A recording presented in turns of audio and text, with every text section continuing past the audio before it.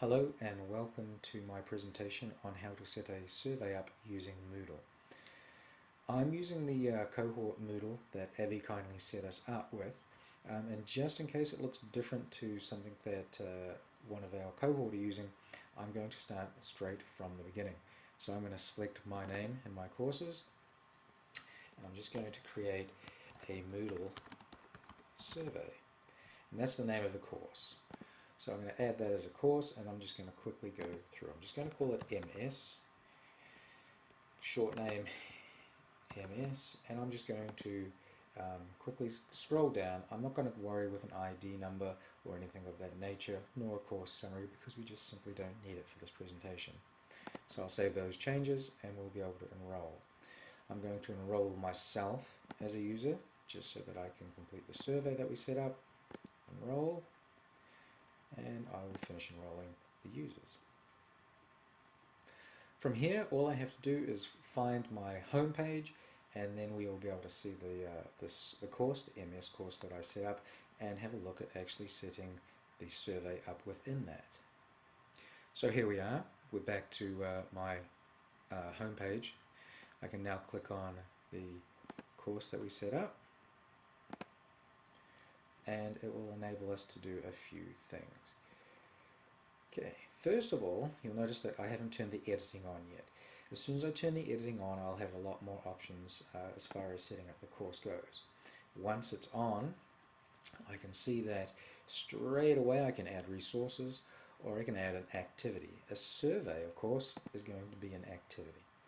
So I'll scroll down the list, click survey, and we'll enter into the survey screen. Okay, when adding a survey, we're going to have to add a number of descriptors and titles and so forth. Since I called my course MS for Moodle Survey, I'll call this MS. Now I am going to add a second name, but before I do that, I'll show you the number of different surveys that are available to us. We've got 1, 2, 3, 4, 5. And they all have various presets. Now I will go through the presets with you, or the predetermined questions with you later on, but in the first instance let's just set up a survey. So we'll call this course survey MS ATTLS. Now just so you're aware of it, because I don't want to go too fast, ATTLS stands for Attitudes to Thinking and Learning Survey. Okay, again we could add a descriptor. I will display it on my front page so it's easier for me to find. And then you have common settings. Again, I'm not going to worry about this too much. I do want it to be visible. I'm not going to concern myself with setting up an ID number. If I had multiple surveys or they were associated with a course, I could of course put in an ID number that would allow me to identify it quicker. Group mode. Group mode just allows you to set up groups, and grouping of course allows those groups that you've set up to be clumped together. Restricted access, we can restrict access. I'm not going to do anything like that again, but just so you can see it, there are a number of restrictions we can put on, such as date, so it has to be completed before or after a date or within a specific window. A grade, so a student has to meet a certain grade before they can complete the survey. We can put restrictions on user profile, or we can actually just add a set of restrictions as we see fit. Okay, so I'm just going to save and return to course. Okay, so here we are back at the home page.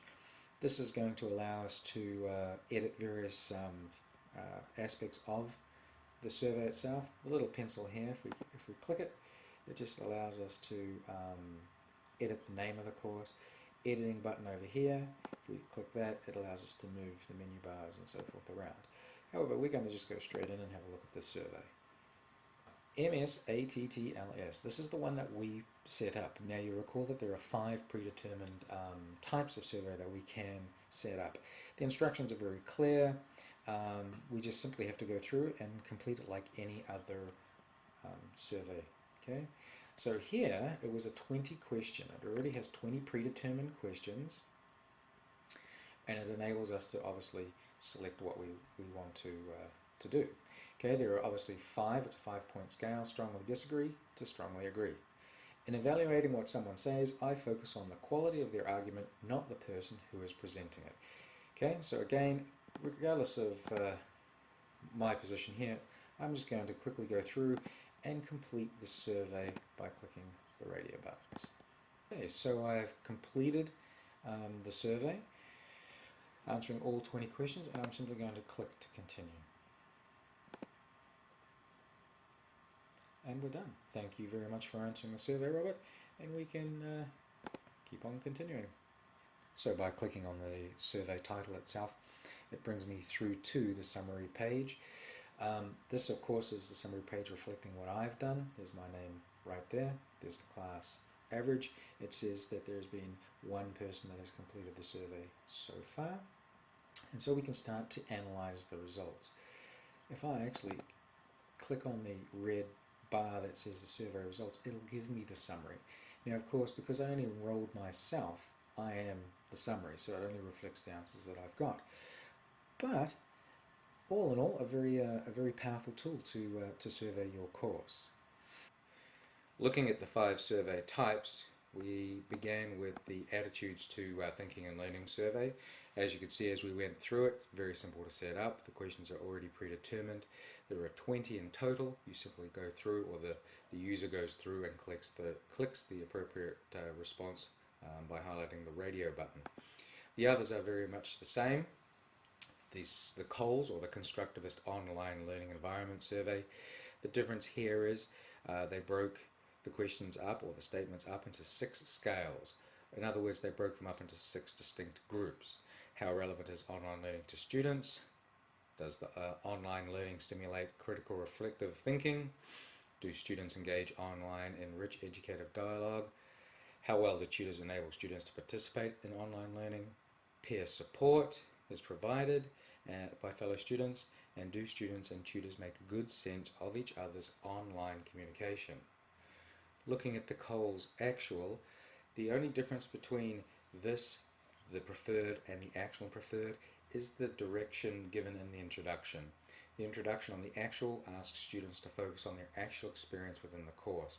Again, it's broken down into the 6 scales with the nice headers of relevance, reflection, interactivity, tutor support, peer support, interpretation. In addition, there are 2 additional questions. One is simply, how long did it take you to complete the survey? The other was, do you have any comments? And it had a dialogue box for that. The preferred and actual, just simply because the instructions are asking you about your actual experience and your preferred experience, they simply restate the questions twice.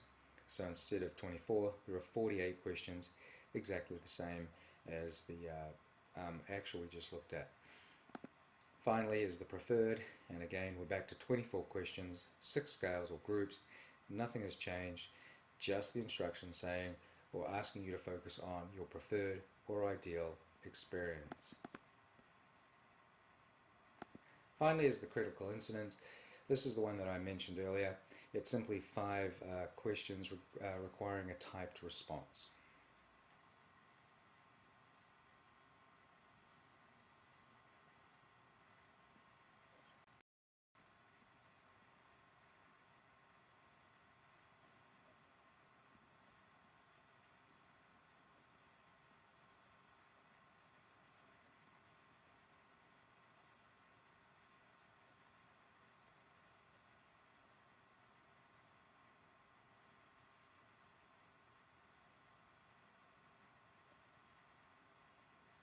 The most common question.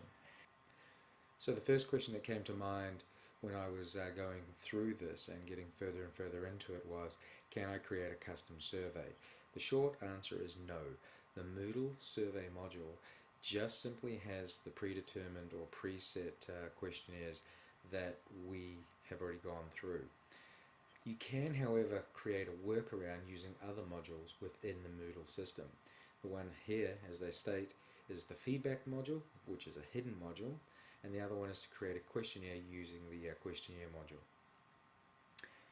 So even though it might feel like a bit of a shortcoming for the survey module that we can't create our own individual customized survey, the tools that they've set up within the survey module are very powerful. As a teacher, we could use them at any stage during a course, beginning, middle, or end, and it would allow us to gauge student thoughts regarding their learning, their feelings and expectations of a course. Well, that brings us to the end of this presentation. Please do not hesitate in asking any questions or posting any questions, and I will get back to you as soon as I can. Thank you very much for listening.